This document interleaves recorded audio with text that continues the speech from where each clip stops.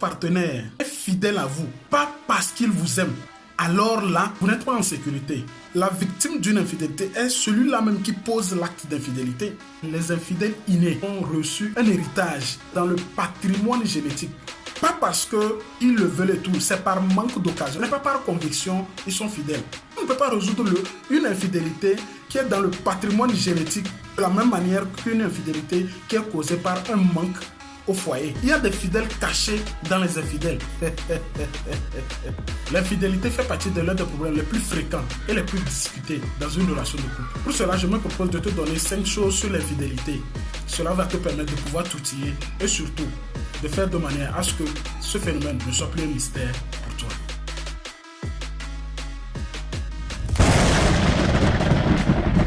La première chose, c'est la fidélité par conviction. La fidélité par conviction. Cela veut dire que si votre partenaire est fidèle à vous, pas parce qu'il vous aime, mais simplement parce qu'il a des convictions, il a des principes de vie, il a des règles qu'il suit, et c'est ce qui ne lui permet pas d'être infidèle à vous, alors là, vous êtes, je vais dire, en danger. Vous n'êtes pas en sécurité. Parce qu'il y a certaines personnes, certains partenaires de couple qui sont souvent fidèles à leur partenaire, pas parce qu'ils les aiment, pas parce qu'ils tiennent forcément à eux ou à elles, mais simplement parce qu'ils ont des principes de vie, ils ont des règles de vie, comme je l'ai dit, des convictions qui ne leur permettent pas de pouvoir aller chercher ailleurs. Oui, parce qu'il y a des partenaires de couple qui sont fidèles à leurs partenaires parce qu'ils les aiment. Il y en a. Donc maintenant, si ton partenaire ou ta partenaire est fidèle à toi, pas parce qu'il est amoureux ou bien pas parce qu'il tient vraiment à toi, pas parce que c'est toi, alors c'est que tu es en danger. Parce qu'en réalité, ce genre de partenaires sont des bombes à retardement qui peuvent exploser à tout moment. Il faut que tu arrives à examiner, analyser et voir est-ce que mon partenaire ou ma partenaire est fidèle à moi parce que c'est moi ou bien c'est parce que c'est son principe de vie. J'ai voulu commencer par ce point parce que il y a des fidèles cachés dans les infidèles. Il y a des fidèles cachés dans les infidèles. La deuxième chose, c'est la victime d'une infidélité. Qui est victime d'une infidélité? La plupart du temps, nous pensons que la victime d'une infidélité est celui-là ou celle-là dont le partenaire ou la partenaire est sorti ailleurs et trompé. En réalité, la victime d'une infidélité est celui-là même qui pose l'acte d'infidélité. J'explique. Celui-là qui pose l'acte d'infidélité, qui sort dehors faire l'infidélité, lorsqu'il revient, il est obligé d'avoir une certaine attitude. Il est obligé de cacher l'information. Il est obligé d'être précis, rigoureux et minutieux dans tout ce qu'il fait parce qu'il cache l'information. Il est même souvent obligé d'avoir une attitude beaucoup plus ouverte. Même quand on l'appelle, quand son ou sa partenaire l'appelle, il est obligé de trouver des excuses. À chaque fois, il est coincé dans son propre être. Parce qu'il doit chercher à faire tout pour cacher l'information. Donc la victime la victime d'une infidélité n'est en réalité pas la personne qu'on trompe, mais plutôt celle-là qui pose une action. Parce qu'en réalité, la personne qu'on trompe, jusqu'à ce qu'il découvre, jusqu'à ce qu'il suspecte, mène une vie tranquille. Mène une vie tranquille, sans souci. Et même lorsqu'il découvre, en principe, j'estime que la jalousie peut amener à avoir une certaine attitude, mais pas se comporter comme une victime, parce que la personne qui pose l'acte là est en réalité la victime. Parce que c'est celui qui faute, qui est la victime. Dans ce cas, bien sûr, parce que c'est celui qui faute, parce qu'au final, c'est lui qui ne vit pas bien. Il est mal à l'aise dans tout ce qu'il fait. Il craint qu'on puisse découvrir ses petites cacheteries. Et c'est pour ça que j'aime dire que si votre partenaire vous trompe, est dans l'infidélité et fait tout pour que vous ne découvrez pas, cela veut dire qu'il est en train... Il y a encore cette graine d'amour, je vais le dire, pas évident, mais il est quand même en train de vous porter au moins ce respect-là, cette considération-là qu'il faut.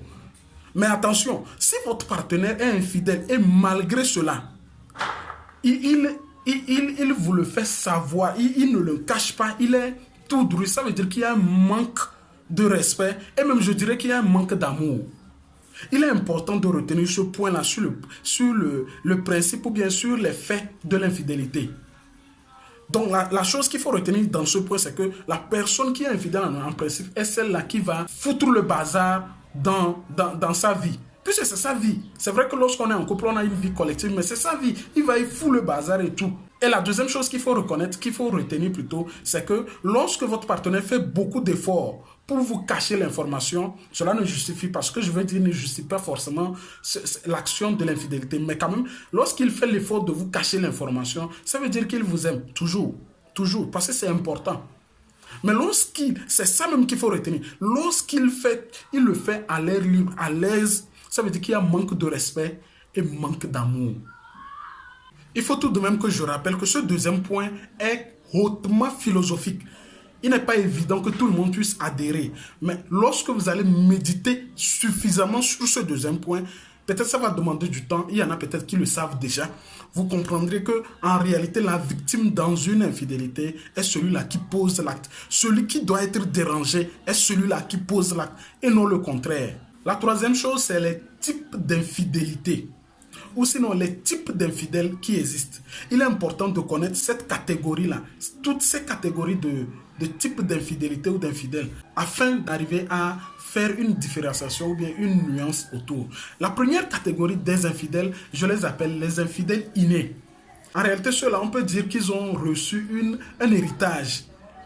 Parce que souvent, c'est dans le patrimoine génétique. Autrement dit, lorsque tu vérifies dans son arbre généalogique, que ce soit côté paternel ou maternel, lorsque tu vérifies dans sa famille, tu verras que peut-être la plupart, ou sinon une bonne partie, sont infidèles. Que ce soit un homme ou une femme, généralement peut-être dans leur famille, dans leur communauté familiale, souvent ils ont une gêne qui les force de poser l'acte d'infidélité. Je ne suis pas en train de justifier l'infidélité des uns et des autres, mais je suis en train de donner juste les catégories d'infidélité qu'il y a. La deuxième catégorie d'infidélité, c'est les infidèles sociales. Oui, les infidèles sociales. Ceux-là sont ce genre de personnes qui ont grandi dans une société ou dans un environnement où le taux d'infidélité était élevé, ou bien ils ont suivi des aînés, ou en tout cas, leur environnement, la plupart étaient infidèles et ils en ont copié. Parce que n'oublions pas, l'homme ne fait que ce qu'il voit. L'homme ne reproduit que ce qu'il voit, ou ce qu'il apprend, ou ce qu'on apprend. Donc, il y a des infidèles sociaux qui ont appris ça dans la société, dans l'environnement. Ceux-là, ils l'ont appris et puis bon, d'un coup, c'est parti. C'est tout comme ceux-là qui ont un certain nombre de connaissances appris dans la société. Ça, c'est la deuxième catégorie. La troisième catégorie, ce sont les infidèles circonstanciels. Les infidèles circonstanciels, c'est ceux-là qui ont passé tout leur temps à étudier. Ils ont passé tout leur temps à chercher du boulot. Ils ont passé tout leur temps à se chercher depuis le bas âge jusqu'à l'âge de la maturité ou jusqu'à l'âge adulte. Et lorsqu'ils se sont gagnés, ils ont gagné leur vie, entre guillemets. Ils se sont rendus compte qu'ils ne sont pas assez amusés durant leur processus de vie, de jeunesse. Alors, ils se disent que c'est l'occasion ou jamais. Donc, ceux-là, ce sont des infidèles circonstanciels. Ils se disent que c'est le moment ou jamais de le faire. Et ils commencent par le faire à tout bout du champ. La quatrième catégorie, ceux-là, ce sont les infidèles provoqués.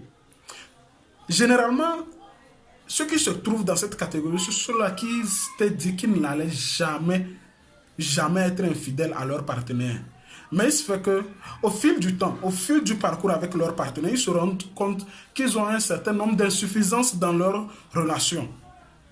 Et donc, ils se sentent obligés d'aller dehors pour pouvoir chercher cela.